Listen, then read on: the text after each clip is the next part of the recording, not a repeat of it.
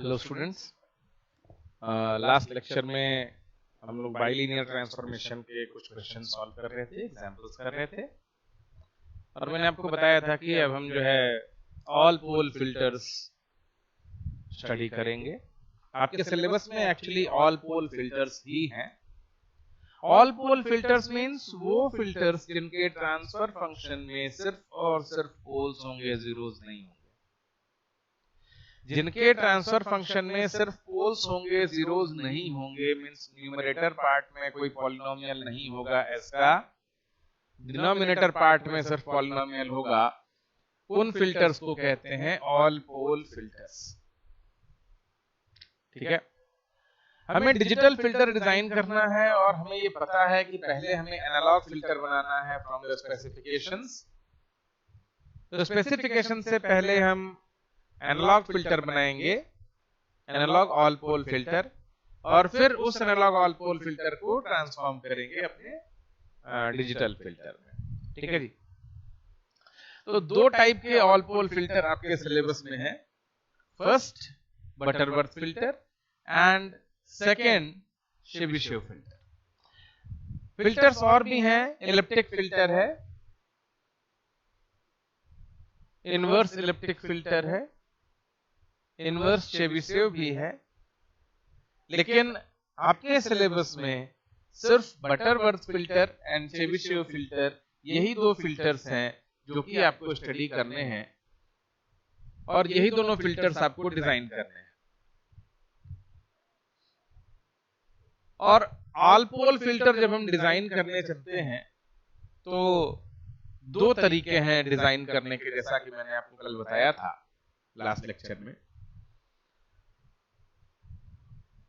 वो पहला तरीका ये है कि आपको एक स्टैंडर्ड फॉर्म मालूम होगा एनालॉग फिल्टर का, एचएस का। उस स्टैंडर्ड फॉर्म में कुछ कोएफिशिएंट्स होंगे, पैरामीटर्स होंगे, उन पैरामीटर्स की वैल्यू फाइंड आउट करके आप उसमें पुट करेंगे और उसके बाद आप अपना analog filter, prototype analog filter design करेंगे और फिर उसको कन्वर्ट करेंगे एचएसएड में। दूसरा तरीका कि आप ये स्टैंडर्ड फॉर्म न लें, आप कैस्केडेड सिस्टम लें, means 1 by s minus s1, 1 by s minus s2, 1 by s minus s3, 1 by s minus s4, ये इस टाइप के आपका जो मल्टीप्लाइड फंक्शन है एचएस वो बनेगा। मतलब इसमें आपको फाइंड आउट करना क्या होगा, s1, s2, s3, s4 means poles of the system, poles of the filter आपको फाइंड आउट करने होंगे from the specifications. Poles find out करने के बाद सिंपली आप 1 by s minus si में पुट कर दें, पाई i from 1 to n 1 by s minus si, इसमें आप पुट कर दें, आपका जो है analog prototype transfer function ready है। और फिर वैसे ही जैसे अभी तक हम करते आए हैं उसको डिजिटल में कन्वर्ट कर लेंगे by using either impulse invariance transformation और बाइलिनियर ट्रांसफॉर्मेशन। ठीक है जी। सो अगर हम एक स्टैंडर्ड फॉर्म लेकर चलते हैं तो वो एक तो इजी होता है और उसका जो फिल्टर बनता है वो कुछ एक्यूरेट बनता है। और अगर हम पोल्स कैलकुलेट करके चलें तो वो फिल्टर उतना एक्यूरेट तो नहीं होता है, लेकिन रिस्पांस आपको ऐसा ही मिलेगा जैसा कि आपको इस सिस्टम से मिलेगा। ये तरीका थोड़ा सा सिंपल है, थोड़ा लेंदी है लेकिन सिंपल है, बजाय आप पोल्स कैलकुलेट करें। सो दो फॉर्मूले हैं जो कि n पर डिपेंड करते हैं। n क्या है? Filter order. फिल्टर ऑर्डर पर डिपेंड करता है आपका एचएस, एनालॉग फिल्टर का ट्रांसफर फंक्शन। अगर n इवन है तो वो एचएस आपका बनेगा summation k is equal to 1 to n by 2 bk ohm c square divide by s square plus bk ohm cs plus ck ohm c square एक mistake है यहाँ पर, और ये बहुत बड़ी मिस्टेक है कि यहाँ पर ये समेशन नहीं होगा बेटा, ये होगा पाई। ठीक है, इसको मैं करेक्ट कर लूंगा, आप भी इसको करेक्ट कर लें कि यहाँ ये समेशन नहीं होगा, यहाँ होगा पाई। ऐसे ही यहाँ भी समेशन नहीं होगा, यहाँ होगा पाई। पाई मीन्स मल्टीप्लिकेशन, यहाँ लगना है पाई। ठीक है जी, हाँ जी। तो जैसा मैं कह रहा था कि यहाँ पर पाई होना चाहिए, जो कि अभी समेशन लगा हुआ था, उसको मैंने करेक्ट कर दिया है। ठीक है, पाई का मतलब होता है मल्टीप्लिकेशन, पाई का मतलब होता है मल्टीप्लिकेशन। ठीक है, तो यहां जो है ये मल्टीप्लिकेशन हो रहा है आपके इन फंक्शंस का। जैसे जैसे के वैरी करेगा, के की एक वैल्यू के लिए सपोज ये है b1 ohm C square upon S square plus b1 ohm C S plus c1 ohm C square, तो k इज इक्वल टू 2 के लिए ये पूरा फिर से मल्टीप्लाई होगा b2 ohm C square divide by S square plus b2 ohm C S plus c2 ohm C square. k की value 3 के लिए फिर से b3 ohm C square divide by S square plus b3 ohm C S plus c3 ohm C square. ये सारे multiply होते चले जाएंगे और तब जाकर आपको एक फंक्शन मिलेगा। ऐसे ही नीचे आप देखेंगे फॉर एन ऑड, जब एन ऑड होगा तो एक टर्म आपका जो है बी नॉट और सी नॉट का ऐड हो जाएगा और तब ये बनेगा B not ohm C divided by S plus C not ohm C multiplied by this term. ठीक है, where ohm c is the analog cutoff frequency normalized by sampling frequency। मैंने आपको बताया था कि हम जब भी फ्रीक्वेंसी डोमेन में काम करते हैं हम नॉर्मलाइज्ड फ्रीक्वेंसी चूज करते हैं, क्योंकि अगर हम पूरी फ्रीक्वेंसी लेकर चलेंगे तो इतनी बड़ी वैल्यू होगी कि उसको हैंडल करना मुश्किल होगा। तो उस बड़ी वैल्यू को हैंडल करने की बजाय हम उसको नॉर्मलाइज कर लेते हैं, जो मैक्सिमम वैल्यू है उससे उसको नॉर्मलाइज कर लेते हैं और तब वो वैल्यू छोटी हो जाती है और उसका कैलकुलेशन, उस पर कैलकुलेशन इजी हो जाता है, उस पर एनालिसिस इजी हो जाता है। ठीक है, coefficients BK, CK, small BK and ohm C और obviously N, filter order N, इनकी वैल्यू हमें अलग अलग फिल्टर्स के लिए अलग अलग फॉर्मूले हैं हमारे पास, उनसे हमें मिलेंगी। जैसे बटरवर्थ के लिए इन सबके फॉर्मूले अलग हैं, चेबिशेव के लिए इनके फॉर्मूले एक अलग हैं, लेकिन अल्टीमेटली जब आप ये N, ohm C, BK, CK, small BK, capital BK, इनकी वैल्यू आप फाइंड आउट कर लेते हैं तो एचएस यही है दोनों केस के लिए, चाहे वो बटरवर्थ हो चाहे वो चेबिशेव हो, दोनों के लिए एचएस सेम है। इवन के लिए ये वाला और ऑड के लिए ये नीचे वाला। ठीक है ना, बटरवर्थ फिल्टर डिजाइन।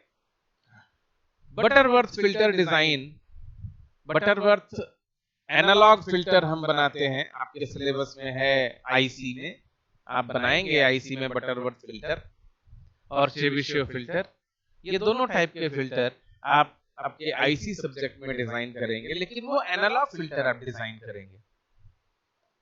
वहां आप रेजिस्टर, कैपेसिटर, इंडक्टर से वो फिल्टर डिजाइन करेंगे। हम यहां डिजिटल फिल्टर डिजाइन करने जा रहे हैं, तो हमें एनालिसिस करनी है, मैथमेटिकल एनालिसिस करनी है उस एनालॉग फिल्टर की, जिससे कि हम डिजिटल फिल्टर बना सकते हैं।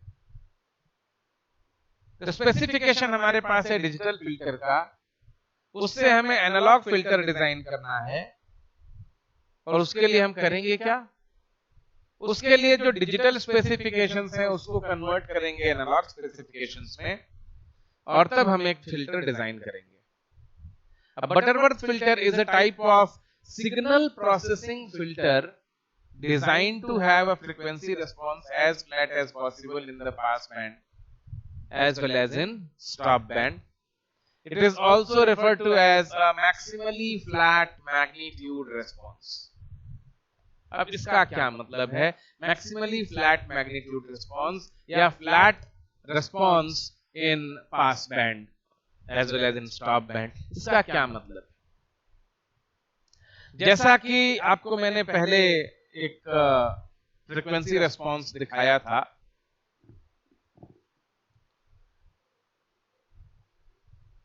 एक फ्रीक्वेंसी रेस्पॉन्स FIR IIR का मैंने आपको दिखाया था, जिसमें रिपल्स दिखाई दे रहे थे। शायद मैंने बनाया था, एक बार मैं चेक कर लेता हूं। ये रहा, ये रहा। ये भी एक मैग्नीट्यूड रिस्पॉन्स है,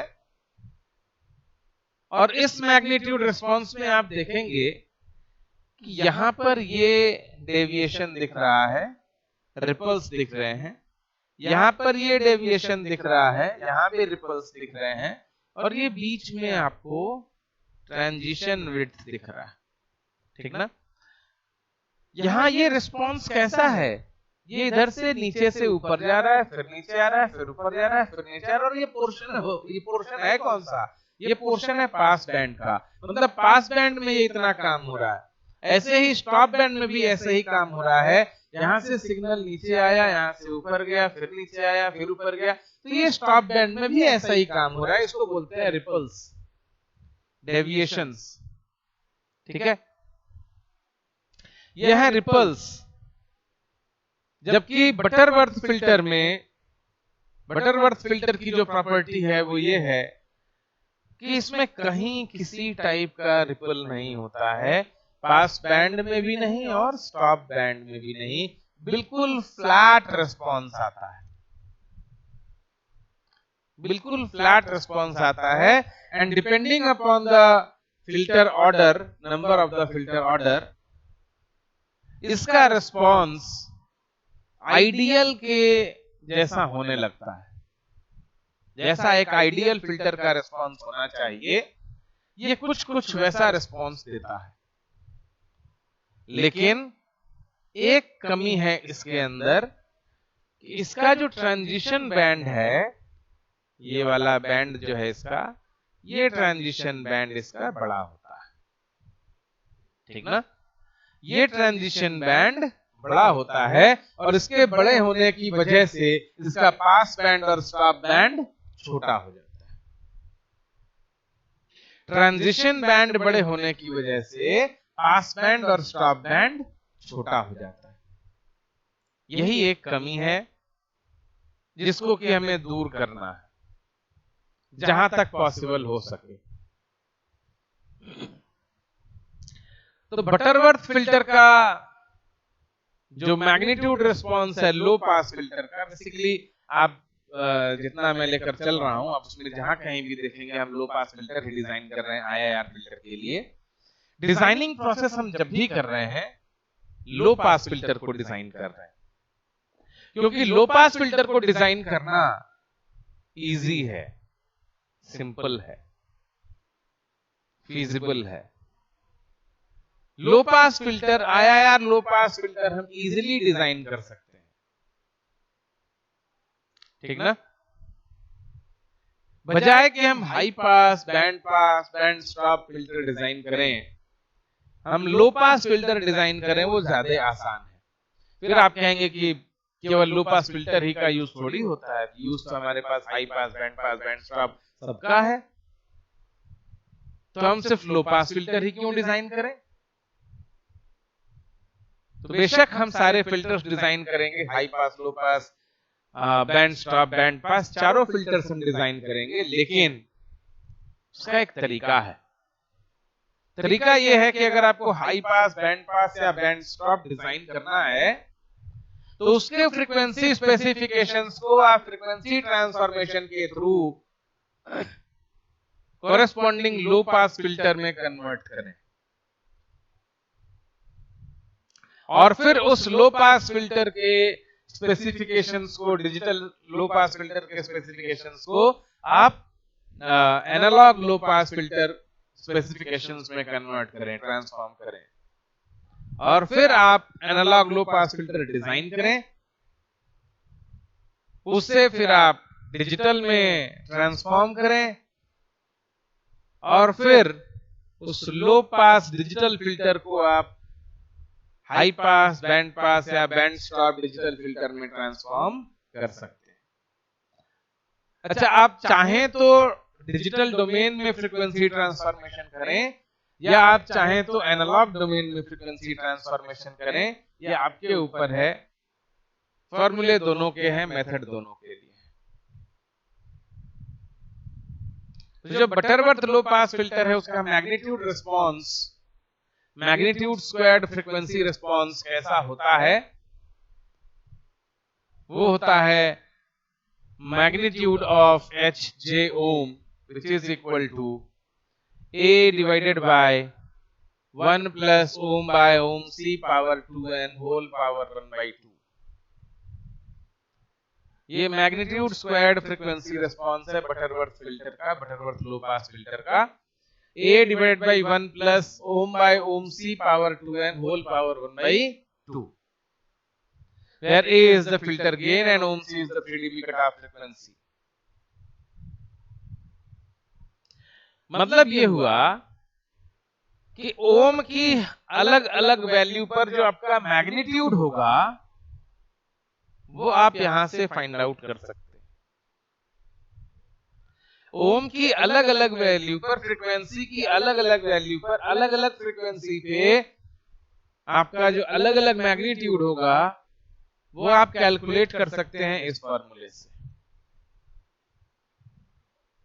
ठीक है?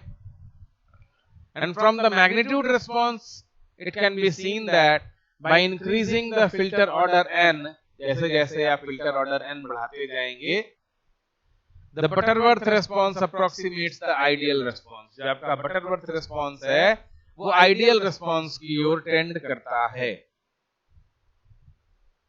आप देखेंगे, for n is equal to 1, जो आपका response आ रहा है, वो ऐसा ये वाला है, ये वाला है। n is equal to 2 थोड़ा सा फ्लैट हुआ, फिर उसके बाद ये डिक्रीज होते हुए ये वाला आ गया। n is equal to 3 इससे और ज्यादा फ्लैट हुआ और फिर उसके बाद ये रिस्पांस आपका ये वाला आता है। और n is equal to 4 के लिए ये आप देखेंगे काफी दूर तक फ्लैट आता है और फिर उसके बाद ये डिक्रीज करता है। ठीक है? तो जैसे जैसे आप n की वैल्यू बढ़ाते जाएंगे वैसे वैसे आपका फिल्टर जो है, रिस्पांस जो है, वो आइडियल रिस्पांस की ओर आता रहता है, टेंड करता है। बेसिकली आइडियल कोई चीज होती नहीं है, हमें आइडियल जैसा बनाना होता है। ठीक ना? आइडियल कोई चीज होती नहीं है, हमें आइडियल जैसा बनाना होता है। तो अगर हम n की वैल्यू बढ़ाते जाएं, यहां आप देखेंगे n is equal to 1, n is equal to 2, n is equal to 4 और n is equal to 8 के लिए आपका जो रिस्पांस है वो ये वाला है। ऐसे ही n की वैल्यू और बढ़ाओगे तो ये और अच्छा स्मूथ रिस्पांस दिखाई देगा। ठीक ना? तो n की वैल्यू आप बढ़ाते जाएंगे, आपका रिस्पांस अच्छा होता जाएगा, लेकिन n की वैल्यू बढ़ाते जाएंगे तो कॉम्प्लेक्सिटी बढ़ती जाएगी। जितनी ज्यादा कॉम्प्लेक्सिटी बढ़ेगी उतना ज्यादा आपका डिवाइस का साइज बढ़ेगा, कॉस्ट बढ़ेगा। ठीक ना? तो हमें कॉम्प्रोमाइज करना होता है कि हमारा फिल्टर कैसा रिस्पांस देगा और उसकी अदर प्रॉपर्टीज भी क्या उससे मैच कर रही हैं, फिजिबल हैं। The Butterworth filter is designed to maintain a constant amplitude response in the passband and stopband. Means flat response in the passband and stopband. The Butterworth filter is optimum in the sense that it provides the best Taylor series approximation to an ideal low pass filter magnitude at both ohm is equal to 0 and ohm is equal to infinity. Ohm is equal to 0 और ohm is equal to infinity means यहाँ origin पर भी और infinity पर भी आपको flat response मिलता है टेलर सीरीज अप्रोक्सीमेशन के थ्रू।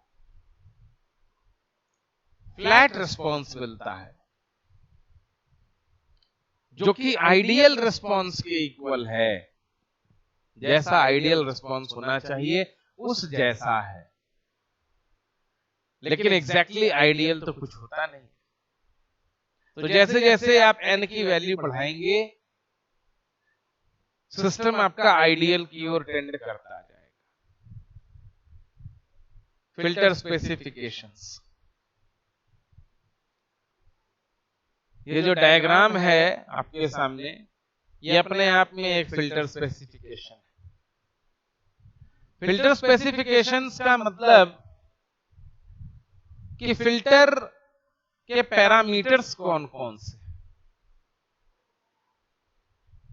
जो फिल्टर हम डिजाइन करने जा रहे हैं उसके पैरामीटर्स कौन कौन से हैं और वो किस किस पर डिपेंड करते हैं। तो पहला पैरामीटर है ओम पी, ये हम एनालॉग फिल्टर की बात कर रहे हैं, ओम पी। दूसरा पैरामीटर है ohm S, ohm P means pass band edge frequency, ohm S means stop band edge frequency. बीच में है ohm C, cut off frequency, 3 dB cut off frequency, वो फ्रीक्वेंसी जहां पर आपका मैग्नीट्यूड हाफ हो जाए, ठीक ना, वो फ्रीक्वेंसी जहां पर आपका मैग्नीट्यूड हाफ हो जाए, पावर हाफ हो जाए, इसीलिए उसको हाफ पावर फ्रीक्वेंसी भी कहते हैं, हाफ पावर बैंडविड्थ भी कहते हैं, ठीक ना, हाफ पावर बैंडविड्थ और 3 dB बैंडविड्थ। तो वो है ओम सी। उसके बाद है आपका एक पैरामीटर A1। A1 क्या है? मैग्नीट्यूड, मैक्सिमम मैग्नीट्यूड, मैक्सिमम और मिनिमम अलाउेबल मैग्नीट्यूड, मैक्सिमम ना कह के मिनिमम अलाउेबल मैग्नीट्यूड इन पास बैंड। वो मैग्नीट्यूड जिसके नीचे जिससे नीचे की वैल्यू को आप पास बैंड में नहीं मान सकते, वो ट्रांजिशन बैंड में आ जाएगा, और जिसके ऊपर की वैल्यू को आप पास बैंड में मानते हो वो है A1। और मैक्सिमम वैल्यू को हमने नॉर्मलाइज कर लिया है 1 पे, ठीक है, मैक्सिमम वैल्यू को हमने 1 पे नॉर्मलाइज कर लिया है। ओम एस और स्टॉप बैंड एज फ्रीक्वेंसी, इस पर जो आपका मैग्नीट्यूड होगा इस फ्रीक्वेंसी पे, वो होगा A2।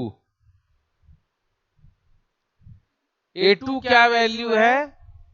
जिसके नीचे की वैल्यू आपके स्टॉप बैंड में आएगी और उसके ऊपर की वैल्यू ट्रांजिशन बैंड में आएगी। मतलब इस वैल्यू के नीचे जितनी भी मैग्नीट्यूड होंगे उनको हम क्या मानेंगे? लॉजिक 0। और A1 के ऊपर जितने वैल्यूज होंगे उनको हम क्या मानेंगे? लॉजिक 1। जैसा कि आप डिजिटल में पढ़ते हो लॉजिक 0 एंड लॉजिक 1, उस सेंस में अगर देखा जाए तो A1 के ऊपर वाली वैल्यूज लॉजिक 1, A2 के नीचे वाली वैल्यूज लॉजिक 0, और A1 और A2 के बीच में आपका ट्रांजिशन बैंड है 0 से 1 और 1 से 0 के बीच का ट्रांजिशन, हाई से लो और लो से हाई के बीच का ट्रांजिशन वो A1 और A2 के बीच में है, मींस ओम P और ओम S के बीच में है। Alpha P is the pass band attenuation, which is equal to -20 log base 10 A1. Alpha P is the pass band attenuation, -20 log base 10 A1. Alpha S it is the stop band attenuation and is equal to minus 20 log base 10 A2. ठीक है, और A1 की जो value है, Butterworth के case में तो इसका बहुत ज्यादा यूज नहीं है, लेकिन चेबीशेव के केस में इसका बहुत यूज है. A1 is equal to 1 by under root 1 plus epsilon square. 1 by under root 1 plus epsilon square. Epsilon भी एक पैरामीटर है, A1 भी एक पैरामीटर है, A2 भी एक पैरामीटर है, और ओम पी, ओम एस, ओम सी ये तीन फ्रीक्वेंसीज हैं, एज फ्रीक्वेंसीज. ठीक ना? तो A1, A2 आपका ओम पी, ओम एस, ये चार पैरामीटर्स ऐसे हैं जो कि आपको चाहिए ही चाहिए कोई फिल्टर डिजाइन करने के लिए. और अगर ये चार पैरामीटर्स आपके पास हैं तो आप फिल्टर डिजाइन कर सकते हैं, आप बटरवर्थ फिल्टर डिजाइन कर सकते हैं, आप चेबीशेव फिल्टर डिजाइन कर सकते हैं. ठीक है,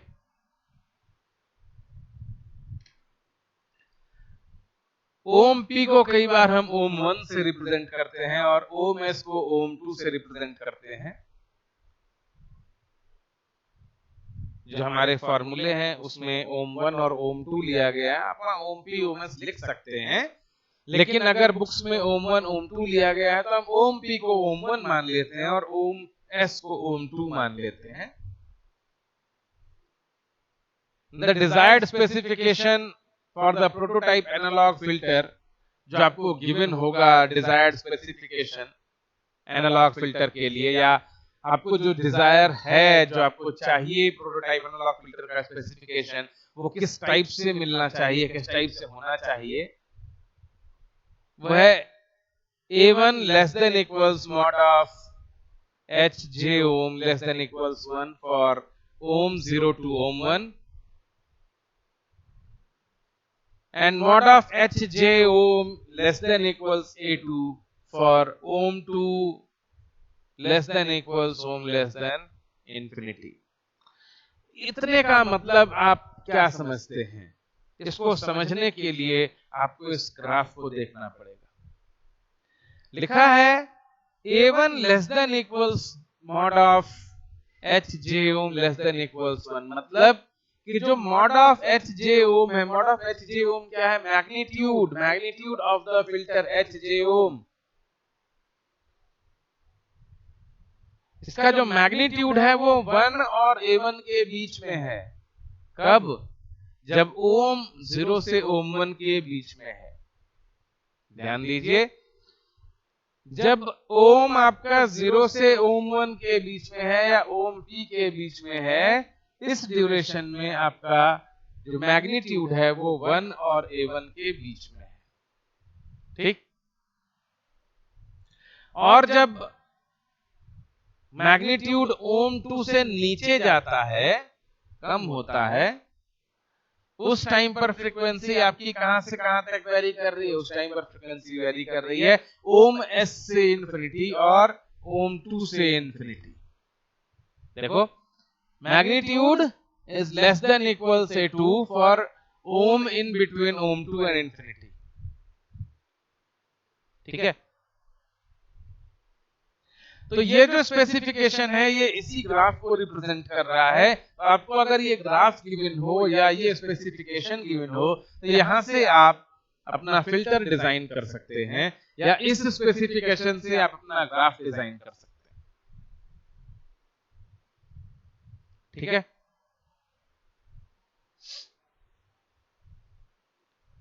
अब इसमें है क्या क्या? A1 है, A2 है, ओम 1 है, ओम 2 है, बस यही चार पैरामीटर हैं. और मैंने आपको यही कहा कि ये चार पैरामीटर्स अगर आपके पास हैं तो आप चेबीशेव फिल्टर, बटरवर्थ फिल्टर, कोई सा भी फिल्टर आप डिजाइन कर सकते हैं. आप IIR के अलावा FIR फिल्टर भी डिजाइन कर सकते हैं अगर आपके पास ये चार पैरामीटर्स हैं. तो FIR फिल्टर के भी ये चार पैरामीटर आपको चाहिए होंगे, तभी आपको फिल्टर डिजाइन कर पाएंगे. अब फिल्टर डिजाइन करने के लिए आपको कौन कौन से पैरामीटर्स चाहिए, इस पर देखा जाए, इस पर ध्यान दिया जाए. ये तो 4 स्पेसिफिकेशंस हो गए, A1, A2, OM1, OM2। अब पैरामीटर्स कौन कौन से चाहिए, इसके लिए हम फिर से आएंगे अपने इस फॉर्मूले पर, और उस फॉर्मूले में आप देखेंगे कि यहां क्या है, कैपिटल N, यहां क्या है, कैपिटल N, ठीक। उसके बाद BK, उसके बाद OMC, फिर स्मॉल bk, फिर स्मॉल ck। ये इतनी चीजें आपको चाहिए, और अगर इतनी चीजें आपको मिल गई तो आप HAS डिजाइन कर सकते हैं। अगर इतनी चीजें आपको मिल गई तो आप HAS डिजाइन कर सकते हैं। तो सबसे पहले हमें क्या चाहिए होगा, capital N means filter order. सबसे पहले हमें क्या चाहिए होगा, फिल्टर ऑर्डर।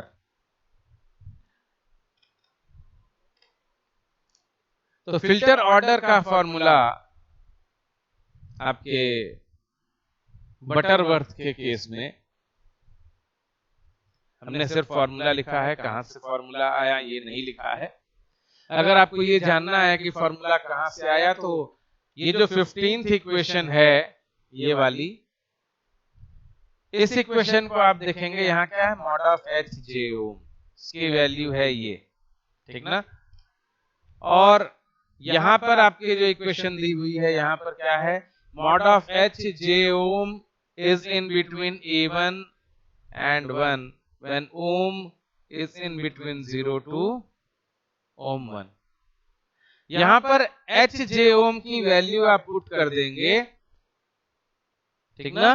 और ओम की जगह जब आप ohm1 पुट करेंगे, ओम की जगह जब आप ohm1 पुट करेंगे तो एक रिलेशन यहां से आएगा, और जब ओम की जगह ohm2 पुट करेंगे तो रिलेशन यहां से आएगा, ठीक है। और तब जाकर आपको ये n का फॉर्मूला मिलेगा। दोनों इक्वेशंस को सॉल्व करने के बाद n का फॉर्मूला आएगा आपका 1/2 log 1/A2 square minus 1 divided by 1/A1 square minus 1 divided by log of ohm2 by ohm1। यह है फिल्टर ऑर्डर। बटरवर्थ के केस में ध्यान रखना, ऐसा ना हो कि इसी को आपने चेबिशेव में यूज कर लिया। ये बटरवर्थ फिल्टर के केस में फिल्टर ऑर्डर का फॉर्मूला है, इसको चेबिशेव के फॉर्म में नहीं यूज करना है, चेबिशेव के फॉर्मूले में नहीं यूज करना है। मैंने आपको बताया कि बटरवर्थ और चेबिशेव दोनों के लिए सारे पैरामीटर्स के फॉर्मूले डिफरेंट हैं, इसलिए दोनों में कंफ्यूजन क्रिएट नहीं होना है। पहले हम बटरवर्थ कर रहे हैं, उसके बाद हम चेबिशेव करेंगे। तो यहां से n की वैल्यू आती है, फिल्टर ऑर्डर की वैल्यू आती है 1/2 log 1/A2 square minus 1 divided by 1/A1 square minus 1 whole divided by log ohm2 by ohm1। और कट ऑफ फ्रीक्वेंसी ohmc, इसकी वैल्यू आती है ohm1 divided by 1/A1 square minus 1 whole power 1/2n। ये आता है आपका कट ऑफ फ्रीक्वेंसी ohmc। अब n और ohmc आ गया, n और ohmc आ गया, तो इसके बाद हमें क्या चाहिए, bk, ck, स्मॉल bk, यही चाहिए। तो उसके लिए जो बटरवर्थ के फॉर्मूले हैं उसमें हम उसको पुट करेंगे।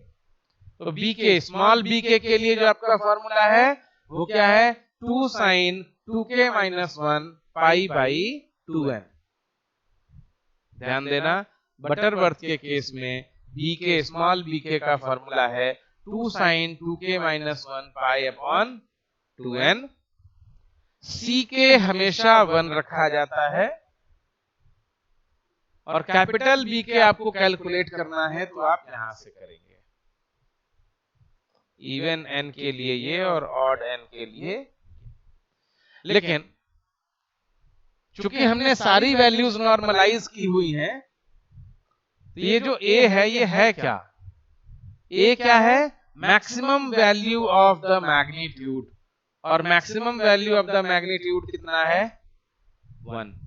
अगर ये 1 ना होकर a होता तब तो हमारा वो फॉर्मूला ठीक था, लेकिन जब यहाँ a नहीं है 1 है, हमने इसको नॉर्मलाइज कर दिया है और इसको 1 बना दिया है, तो यहां भी ये क्या होगा 1। एंड इन दैट केस जितने भी b के होंगे कैपिटल B के, उन सब की वैल्यू क्या होगी 1।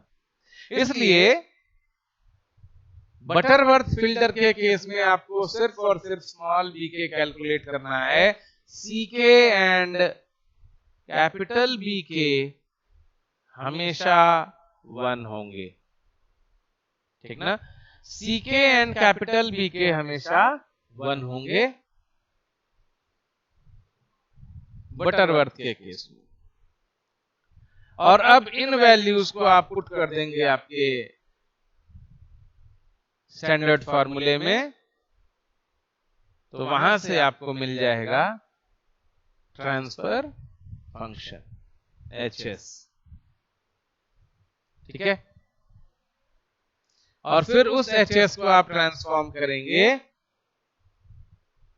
आपके डिजिटल फिल्टर डिजाइन करने के लिए ना। दूसरा मेथड जो मैं बता रहा था पोल्स फाइंड आउट करके, अगर कोई नॉर्मलाइज्ड बटरवर्थ फिल्टर है जिसको कि आपको डिजाइन करना है, नॉर्मलाइज्ड मींस ऊपर जो न्यूमरेटर है उसकी वैल्यू हमने 1 कर दिया, कोई कांस्टेंट ऊपर नहीं रह जाएगा, उसकी वैल्यू 1 हो जाएगी। और अब जो हमारा HAS होगा वो किस फॉर्म में होगा, pi k is equal to 1 to n 1 by s minus sk और s माइनस si का टर्म, ठीक है। where sk is equal to ohm c e raised to j 2k plus n minus 1 pi by 2n और ohm c into j e raised to j 2k minus 1 pi by 2n। ये तो इसको simplify करने के बाद आया है, ठीक ना। जो दूसरा वाला पार्ट है इसको थोड़ा सा सिंप्लीफाई करोगे तो ये आ जाएगा, क्योंकि ये जो n वाला पार्ट है यहां से जैसे ही आप बाहर निकालेंगे इसकी value e raised to j pi by 2 multiply होगी, जिसका मतलब होता है j, ठीक ना। तो मेन आपका फॉर्मूला यही है, ओम c e raised to j 2k plus n minus 1 pi by 2n, इसको आप जैसे ही यूज करेंगे आपके पोल्स कैलकुलेट हो जाएंगे और उन पोल्स को आप आपके फॉर्मूले में पुट करेंगे और वहां से आपको एनालॉग फिल्टर मिल जाएगा। और उस एनालॉग फिल्टर को जब आप ट्रांसफॉर्म करेंगे तो आपको आपका डिजिटल फिल्टर मिल जाएगा, ठीक है। Steps for designing the digital Butterworth filter, क्या क्या स्टेप्स हैं। First step is to transform the specified digital frequency specifications of the desired digital filter HZ using either bilinear transform or impulse invariance transform to obtain the corresponding analog frequency specifications of the prototype analog filter. This step is called pre-warping. मतलब पहले हमें pre-warping करनी है। मतलब ये कि जो digital specification आपको गिवन है उस डिजिटल स्पेसिफिकेशन में कुछ फ्रीक्वेंसीज होंगी, उन डिजिटल फ्रीक्वेंसीज को आपको कन्वर्ट करना है, ट्रांसफॉर्म करना है कॉरेस्पॉन्डिंग एनालॉग फ्रीक्वेंसीज में by using either bilinear transformation और इंपल्स इनवेरिएंस ट्रांसफॉर्मेशन, जो भी आपको यूज करने के लिए दिया गया हो उससे आप उसको ट्रांसफॉर्म करेंगे एनालॉग फ्रीक्वेंसीज में, मींस प्री वार्प करेंगे। Then compute the filter parameters n ohm c bk ck capital bk, जो पीछे फॉर्मूलेस दिए हुए हैं इक्वेशन 17 18 19 में। ये 17 18 19 क्या है ये देख लीजिए। 17 है n का फॉर्मूला फिल्टर ऑर्डर का, 18 है ओम c कट ऑफ फ्रीक्वेंसी का फॉर्मूला और 19 में आपके ये तीन पैरामीटर्स आते हैं bk ck कैपिटल bk, ठीक ना। तो यहां से आप फाइंड आउट करेंगे अपना parameter and obtain prototype analog filter transfer function from equation 13 and 14।